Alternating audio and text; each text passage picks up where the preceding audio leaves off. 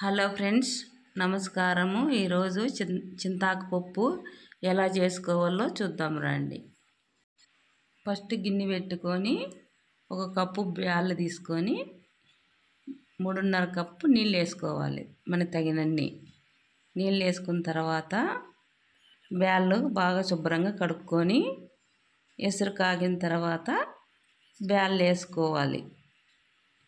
వేసుకున్న తర్వాత ఒక చిటికెడు పసుపు వేసుకొని ఆ తర్వాత ఎండుమిర్చి కొంచెం ఒక్కలొక్క నలగొట్టుకొని వేసుకోవాలి. వేసుకున్న తర్వాత కొంచెం బాగా బ్యాళ్ళు ఉడికిన తర్వాత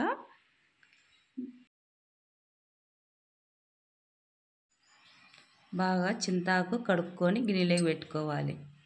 బ్యాళ్ళు ఉడికినాయా లేదని చూసుకొని చింతాకు వేసుకుంటే మళ్ళీ గంజిరాకు కూడా కడుక్కోవాలి. కొంచెం ఆకు గంజిరాకు అది కూడా కడుక్కొని పెట్టుకోవాలి. గిన్నెలో వేసుకున్న తర్వాత బక్కలు వేసుకొని కొంచెం మనకు తగినంత ఉప్పు వేసుకోవాలి.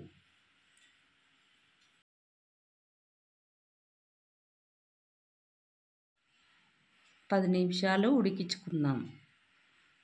ఉడికించుకున్న తర్వాత మనము కిందికి దింపేసుకొని ఎసరంతా ఉంచేసుకొని ఎనుపుకున్నాం. బాగా నున్నగా ఎనుపుకోవాలి. ఎనుపుకున్న తర్వాత ఒక ప్యాన్ పెట్టుకొని ఆయిల్ వేసుకొని తిరుమాత గింజలన్నీ వేసి తెల్లవాయి వేసి 2 ఒట్టిమిరపకాయలు వేసుకొని కరివేపాకు కొంచెం వేసుకొని తిరుమాత బాగా మగ్గనివ్వాలి. మగ్గిన తర్వాత పప్పులోకి వేసేసుకున్నాం. చింతాకు పప్పు రెడీ అయింది. మీకు నచ్చితే ఒక లైక్ చేయండి. బాయ్.